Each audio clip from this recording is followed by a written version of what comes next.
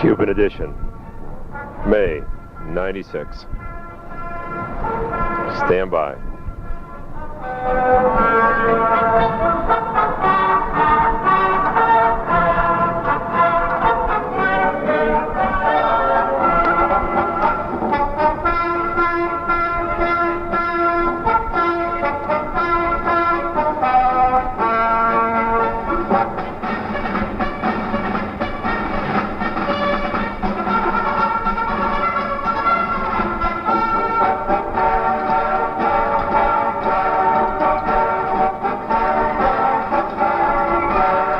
Well, now, I hate to interrupt my favorite song, but that was only a part of the prologue to this. And actually, most of this tape's been done by the time I'm doing this introduction to the tape. And I wanted you to know that I almost didn't send this tape out. Why? Because it's so fragmented, and at times nervous, and at times hard to hear. And for instance, it begins on a very sleepy night when I took some of that new melatonin pills to try to sleep when I was at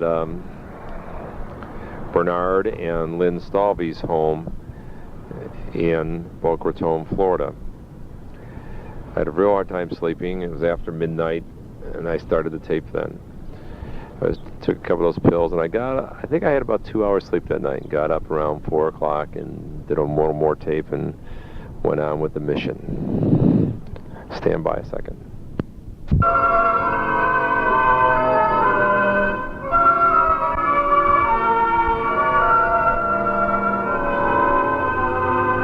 So there were times when the tape was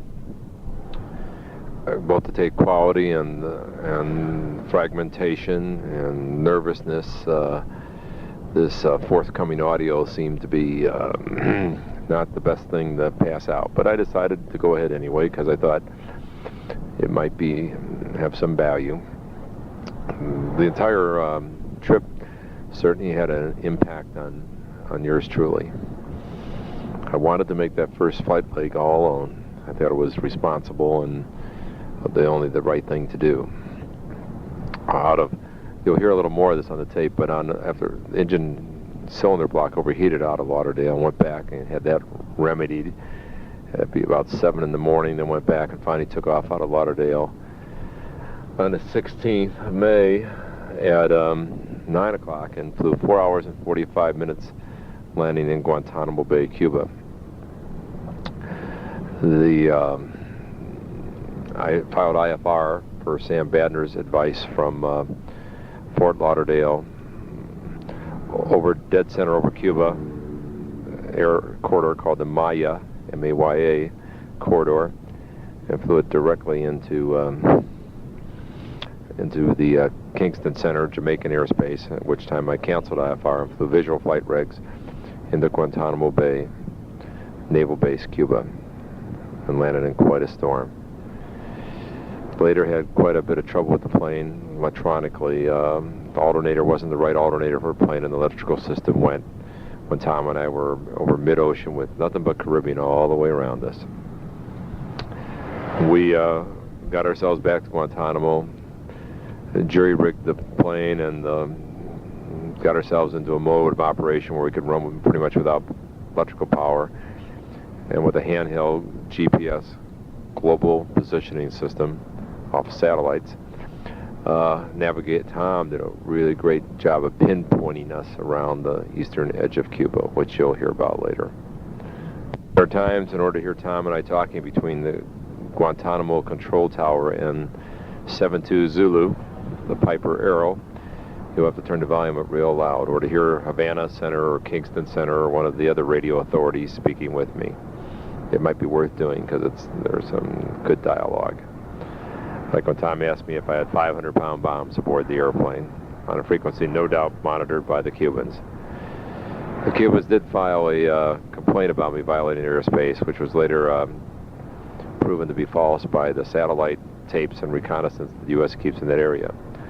I was unquestionably the only plane in that zone that day, and perhaps one of the few planes ever to go dead center over Cuba and then go into the naval base. Virtually all the other traffic goes all the way around the Bahamas. It was in my own small way, it was a great adventure, and I hope you enjoy my sharing it with you. I'll play a little more military music here, and we'll start off with the night before late the night of the 15th, before I left out of Lauderdale. Once again, apologize for the fractured quality of this upcoming audio cassette. 96 in Boca Raton, Florida, where I'm staying with friends. I'm having a hard time sleeping. I should be plenty tired because every day's been a long day the last few days. Oh, but going far back as Christmas time, I started planning on this trip, this general aviation venture in the Cuban airspace and the Guantanamo. You'd think I'd be all set. I was originally given a plane November 9117 Charlie. It was a Cessna 182 RG, pretty good plane. Big engine and long range, and I had checked it out and done a lot of flying back on the West Coast, so I qualified for this particular model. And then I also had a backup I reserved of a Piper Arrow and Boca Raton. Both general aviation operators turned out to be not very honorable in keeping their appointments, and it was, by the time I got here, it was high and dry. On Sunday, they said the plane I was supposed to take, 9117 Charlie, had the retractable gear wasn't working. They're supposed to have it fixed. When I got there bright and early Wednesday morning, it turns out that it was still sitting around waiting in front of the maintenance shop with nothing happening. So I persuaded people to start working. In the meantime, I went over to Opelika Airport, and then back to Fort Lauderdale Executive, where this plane was based, and started wandering around chatting with almost everyone. Finally found an obscure outfit called Airborne that had a Piper Arrow Turbo, November 2172 Zulu. I met the owner, and he put together a deal pretty fast for me. Well, it's 5 o'clock in the morning. I just took a shower, and no one's watching the Weather Channel 39 in Boca Raton more intensely than I. Thunderstorms over the Midwest, a few on the West Coast and the Northeast, but it's not looking bad in the Southeast, other than some late afternoon isolated thunder ones may happen. So I have to keep my schedule to early in the day for the heat, the land heat, creates thunderstorms. Okay, it's about 6:30. Just finished pre-flighting the plane thoroughly. Getting a briefing on Loran, the first time I've used it. Sounds like even though it's going to be obsolete, defer to GPS, it sounds like a neat item. Well, years ago in Kenai, Alaska, I used to fly with a guy named Al Hudson, who never pre-flighted the plane, took off halfway down the runway, and I asked him why, and he says, well, I don't like to find something wrong because I know I'm going anyway. Then it bothers me during the flight. So now I'm going to call and get my clearance for the Caribbean. 0745. We're running a little late, but airborne. Passing through 1,500 feet. Are you having any difficulties? 72 Zulu. The temperature, now that I'm coming down, the temperature is normal, but I want to go back to exec, have it checked. Please keep my flight plan on file. Roger. So I had a high cylinder head temperature gauge. It went to the red, and I just felt a little, I felt like I had to turn back. It just started running a touch rough, and so I decided to turn back to Fort Lauderdale Executive and have it checked out. Only 20 minutes into the mission. Temperature gauge is right now just fine because it's heading 25, Preston 270, and what's your time there, okay? 270, we're on Marlin 3, total problem. Marlin 3, Well, we got the cylinder head temperature gauged, recalibrated, and we're now back up at 7,500 feet, approaching Bimini, listening to Miami Center. Well, I'm at somewhere over Bimini, Bahamas, en route to Cuba. About to try my first HERE, Human Element Range Extender device. Bet you wonder what that is. Well, things are coming up at 9,000 feet. The first experiment with the HERE worked fine, and things are running so hot and true right now. Really nice. Directly over to Bimini Airport now at 11,000 feet. My top altitude that I've chosen for this flight. See a little bitty Caribbean island with it looks like the runway is 5430 cross junior, it's kind of dry up here. I'm seem to be drinking a little more water than usual. For a guy that really drinks a lot of water. It's interesting how this trip started. Last Christmas, I went to see Lieutenant Prentice, as he well knows, celebrate Christmas with him, and ended up to address his troops. And it got delayed by some rinky-dink little carrier out of Lauderdale that stops in the Bahamas somewhere. And I kept saying to myself, I could get here better. That the Commandant of the Marine Corps had his driver, his driver of his Gulfstream jet, come and give me advice on how I could do it. But his technique was to fly through the Bahamas and around the Bahamas, staying out of Cuban airspace the whole time, which added about another 100 miles to the journey. So eventually I started getting back into flying with flying all sorts of different airplanes down in Palm Springs. And then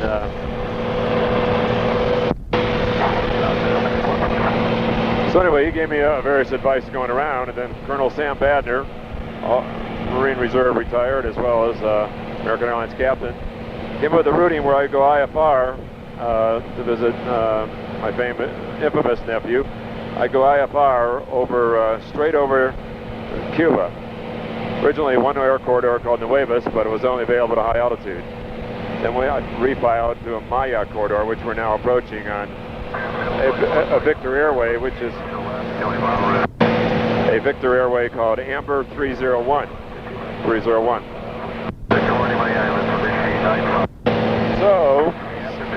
So we filed to the Maya corridor over dead center Cuba, IFR, Fort Lauderdale executive to Kingston, Jamaica.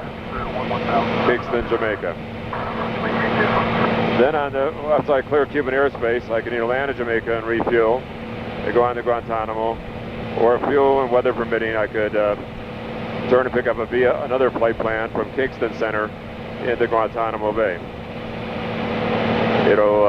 Big decision point coming after I clear the Cuban airspace on the south side.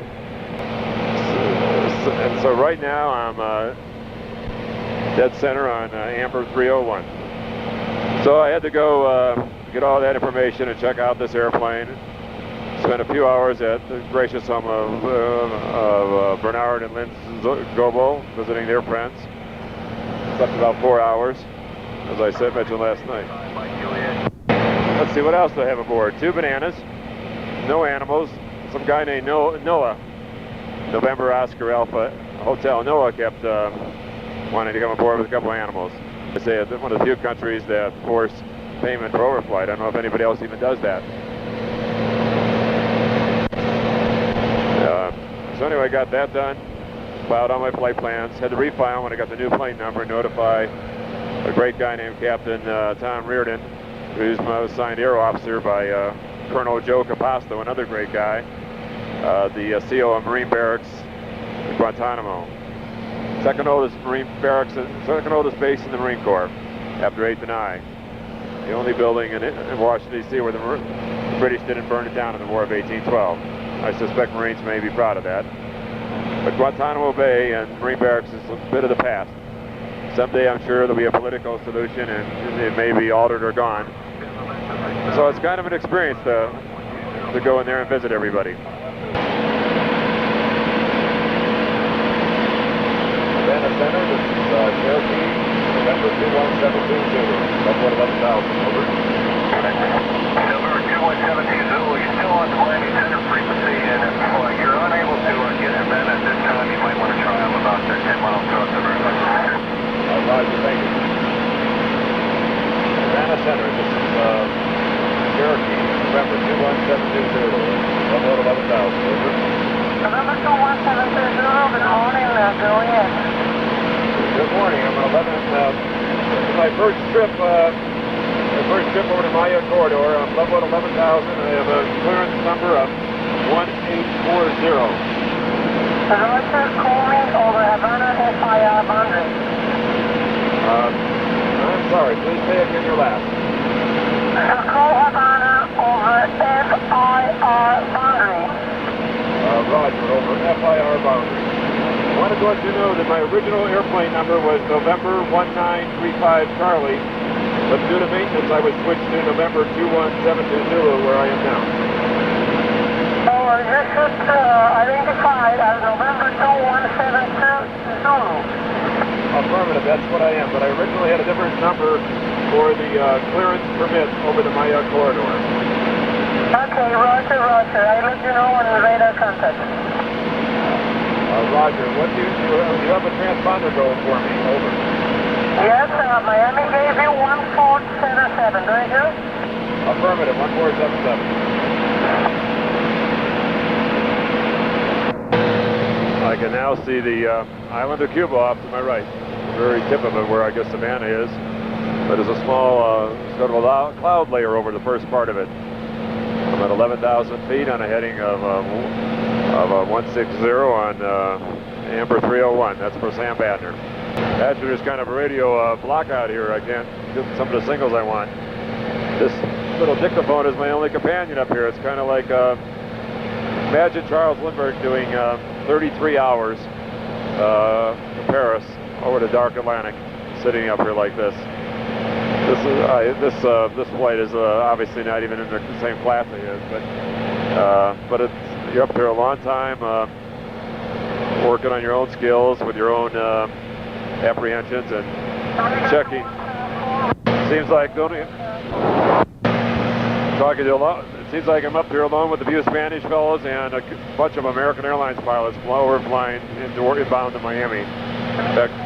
Back when I wasn't sure of a frequency, Simone's Vortec, I asked the Savannah Center, they weren't sure, and the American Airlines captain popped in, and I asked them, I said, give my thanks to the stranger with the frequency and hello to Sam Badner. Well, I'm over Cuba. I see roads and villages, football fields, like any regular other city from the air here at 11,000 feet. See farmers' fields, highways, you know, looks pretty much like any other place, I guess, on the world. Got a really nice view with about half the sky covered with clouds, and the rest of it I could peek through and see best view of Cuba I probably ever had. Now the key frequency for my Amber Airway 301 into Cuba and out of Cuba is out of order. The other alternates I'm not allowed to use, and I'm going on a combination of ADF frequencies and getting intersections off of other vortex in Cuba that are working, trying to find out, get myself intersection locations as I go across the island, just to know where the heck I am. People in Havana really don't seem to be that concerned. Of course, and I don't see any surface-to-air missiles down there, so I guess I'm probably okay. Out of Cuba and out of Cuba's territorial waters in contact with Kingston Tower. How about that? Had ended a mission 3 hours and 45 minutes.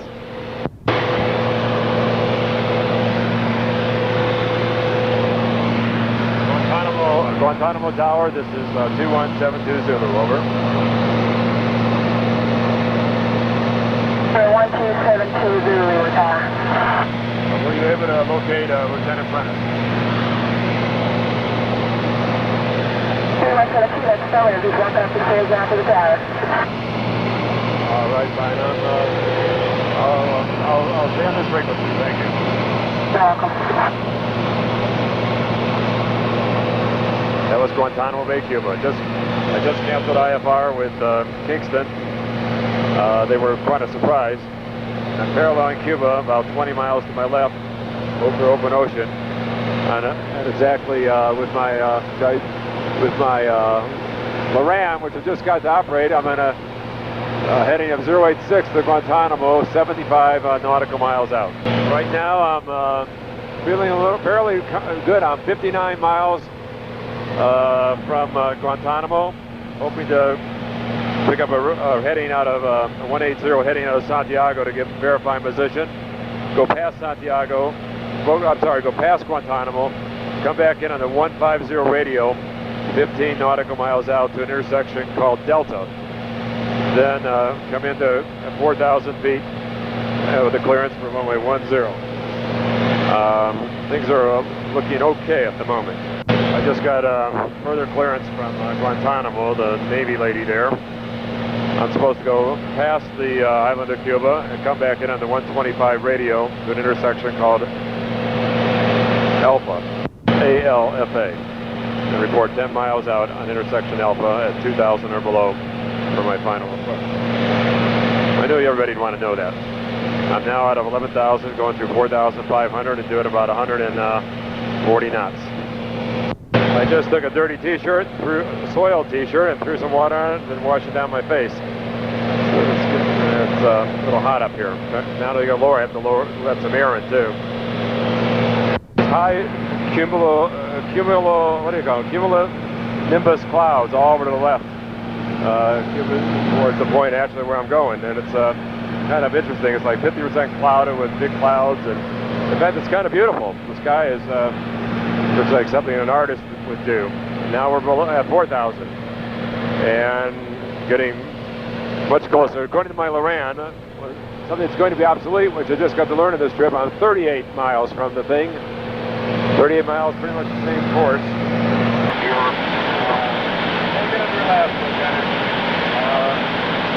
I really call that control tower there. Is it Marine Barracks 1? Roger, over. Now, we're pretty close. We're 12 Loran miles from 12 Loran miles from 12.5 at DME miles. We're on a reciprocal of 30 reciprocal from Guantanamo. I'm staying along the south edge until I reach the 150 radio point Alpha.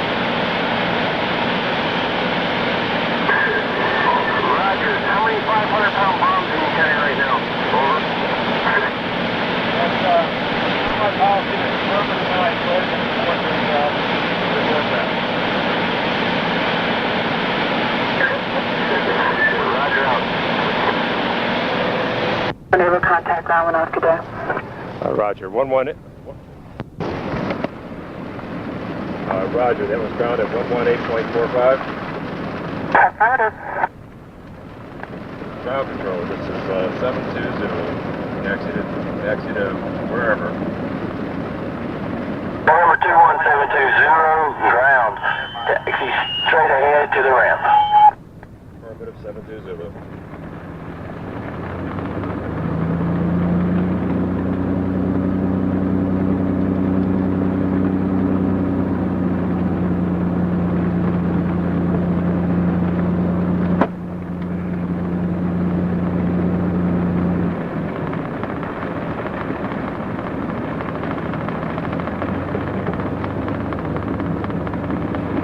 What kind of weather is this anyway? A long way to come for a storm. We got it from the space, sir.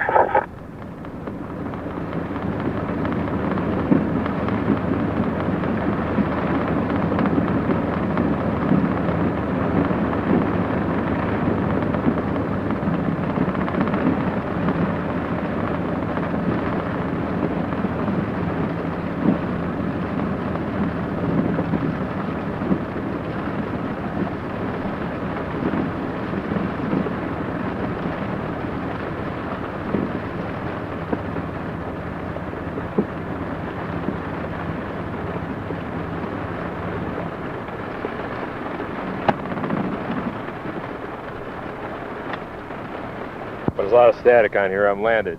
I'm looking at U.S. Naval Air Station, Guantanamo Bay, Cuba, in a squall. A real storm just struck just as I hit here, and lashed the plane with water. It was it would have made a good movie set. Amazing, soaking wet runway and all. Just landed. I'm sitting in the plane right now while the rain just comes down on me like a ton of bricks.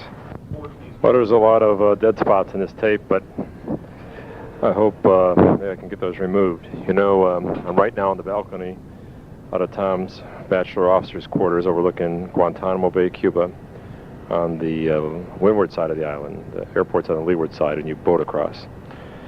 The plane's been towed into a giant, traditional old hangar,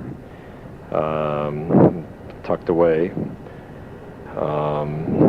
There's 4 inches of standing water in the runway when we landed, and up to my ankles, and just got drenched in a tropical storm coming in. The tower couldn't really see me, and I couldn't see the runway for a brief moment or two. So I think the fear of getting shot 3/4 of a mile from the runway where they had the Cuban rifleman was minimal today. Went and saw the air officer responsible and thanked him, and saw the Marine barracks commanding officer, Colonel Joe Composto. Joe Composto, who's oddly enough an attorney type, has the same job that Jack Nicholson had in that movie. A movie that was not really an honest movie, but it was about the Marine base here. Nobody really died in that movie. It was called A Few Good Men. Nice chat with him, and I'm going tonight's Mongolian hash night at the officers club here. It's kind of a corny thing to do. But anyway, just the last half a dozen hours were a really great experience. Tom and I are going to make a short scoot over to visit some friends, perhaps in the Caymans, drop Tom off here, and then vis-a-vis the Bahamas, a much safer way with a fuel stop and everything. We'll be returning back to Fort Lauderdale, Florida. Coincidentally, I was the only airplane to land at Guantanamo Bay today. Seen all the Navy guys running around. It was and they kept asking me where my position report, because they never had a plane come in from that direction. Interesting, huh? I'll stand by one. Well, I'm at my plane's on the tarmac right now under U.S. Naval, a giant sign, a kind of a pinkish building, a real World War I classic look, U.S. Naval Station, Guantanamo Bay, Cuba. With a few palm trees painted, an American flag flying at half-mast because the CNO had that suicide thing. We had enough fuel to get a rush emergency, kind of a detour trip to Kingston for fuel, but we had enough fuel to get there with about 15 minutes to spare in a little mountain range. And I was considering putting some auto fuel in, and it didn't seem like a wise thing. And I was assured by all the brass here there was not a single drop of 100-octane aviation gas left in the whole island. Got here this morning, looked at all the numbers, and was a little apprehensive. Walked all around the thing, talked to everyone in the control tower. A lot of nice people, but people that did not want to get things done. When I got to the control tower, I got a hold of on the phone a petty officer, Alex Paredes, from South Texas, who's a career Navy kind of guy, and he gave me said, I think I have some in the truck they stopped using. There's some in the bottom of it the pump doesn't reach, and we can drain. And he got the fuel. Tom found the 3 cans of 5-gallon cans from the fire department, different people here, and then he chemically tested the fuel and filtered it, and we're right now manually loading it and looking like we'll make our trip to the Caymans, possibly with a detour through Montego Bay. It's been a interesting experience. It's always amazing how there's one NCO or middle management kind of guy that can get things done. Sometimes even steals them for the good of the unit, but he gets them done. And I think we're really blessed this morning. Irish luck or prayers, whatever we got this plane fueled, and Tom and I'll be taking off for our Caribbean adventure soon. Now this is the end of Side Alpha, which is spelled ALFA, from Gitmo. And I called today Saturday, the 18th of May, and we're going to switch 1996, and we're going to switch to side Bravo. Side Bravo, stand by.